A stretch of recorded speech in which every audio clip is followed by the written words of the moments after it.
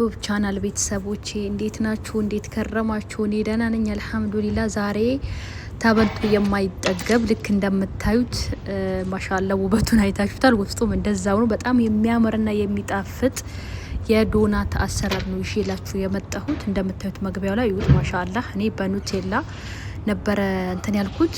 በቃ ይሄ አሰራር በጣም ስለምወደው ወደ እናንተ ይዤው ብቅ ብያለሁ። ከላይ እንዲ ስኳር ፓውደር ነበር እንደነሰነስኩበት። ይሁት ያ ሰላም ሬስቶራንቱን ላይ ያስንቃል ማለት ነውና በቀላል ግብአት ነው መዘጋጀት የሚችለው። አብራችሁን ሁኑ። የዩቲዩብ ቻናሌን ሰብስክራይብ ያደርጋችሁ ላይክ ያደርጋችሁ አብራችሁን ሁኑ። እዚህ ጋር አንድ ኩባያ ወተት አደረኩኝ። ቀዝቃዛ መሆን የለበትም ውዶቼ። 3 ማንኪያ ስኳርና 1 ማንኪያ የምግብ እርሾ አደረኩኝ እንደምታዩት። ከዛ 2 እንቁላል፣ እሱም ቀዝቃዛ መሆን የለበትም። ከፍሪጅ ውስጥ ቢያንስ ለ20 ደቂቃ ለ30 ደቂቃ ውጪ መሆን አለበት። ያው እዚህ ሀገር እንቁላል ፍሪጅ ውስጥ ስለሚቀመጥ በብዛት ማለት ነው። ከዛ እዚህ ጋር ቫኒላ እናደርጋለን 1 ማንኪያ ማለት ነው። እኔ በግምት ያው ስለማውቀው በግምት ነው ያደረኩት። ከዛ እዚህ ጋር ደግሞ 500 ግራም ምንም አይነት ውሃ አልጨመርኩም፣ ምንም አላልኩም። 500 ግራም የዳቦ ዱቄት ቁጥር 1 ነው። የኩዌት ዳቦ ዱቄት ነው የምጠቀመው። በጣም ስማርት ነው እሱ ዱቄት ማለት ነው። እዚህ ጋር የቀለጠ ዝብዳ ወይም ደግሞ ከፍሪጅ ውስጥ ወጥቶ እሱም ውጭ ላይ የተቀመጠ ዝብዳ አደርግበታለሁ 50 ግራም ያክል ማለት ነው። ከዛ እናቦካለን። እንደምታዩት በደንብ ነው መቦካት ያለበት። ያው እኛ ሀገርም እንጀራ ሆነ ዳቦ ሲጋገር በደንብ ከታሸው ይበልጥ እያማራ ነው ያለን የሚሄደው።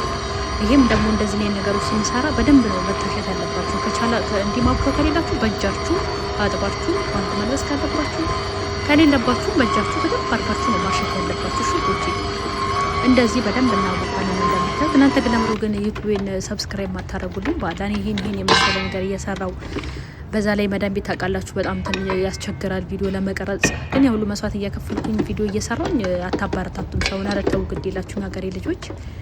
ሊጤን እንደዚህ አብኩቼ ጨረስኩኝ። እንደምታዩት በጣም ለስላሳ ነው። ተፈንኩት። ከዛ እንደምታዩት ኩፍ ሲልልኝ እንደዚህ በቦክስ አልኩትኝና ከዛ በኋላ እንደዚህ እናስተኛውና 2 ቦታ እንቆርጠዋለን።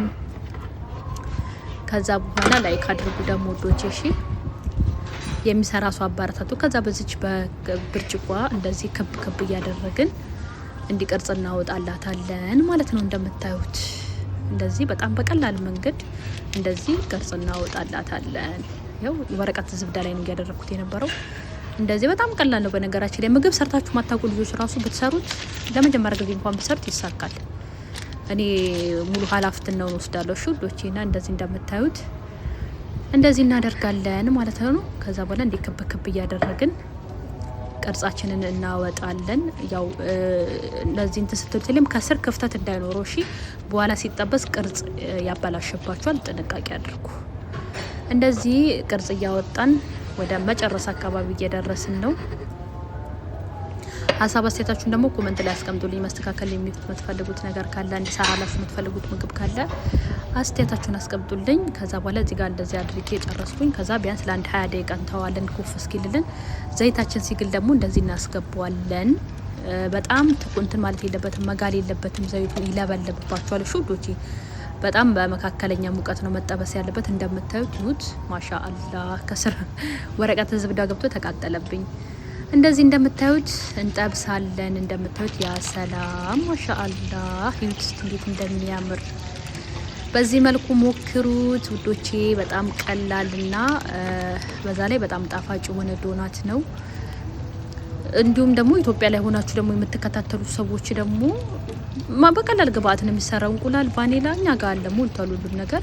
በዚህ መልኩ ከውጭ ሳትገዙ በቤታችሁ በግማሽ ኪሎ ዱቄት የሁሉ ዶናት ሰርታችሁ ለልጆቻችሁም ሆነ ለራሳችሁ መመገብ ትችላላችሁ ማለት ነው።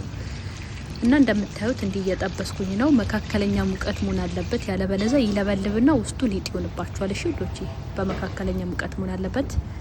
እንደዚህ እየጠበስን ወደ መጨረሻው ላይ ደርሰናል። እንደምታዩት ማሻአላ ያ ሰላም ማሻአላ ማሻአላ ማሻአላ። እዩት እንዴት እንደሚያምር ያ ሰላም። በቃ እንዲህ ነው። በመሀል ደግሞ ፎቶን እያስገባውት ነበረ የተጠበሰው ዶናት ማለት ነው። በጣም ነው የሚያምረው ማሻአላ። እዩት እንደምታዩት። ከዛ በኋላ እንደዚህ እንደረድረዋለን እንደምታዩት።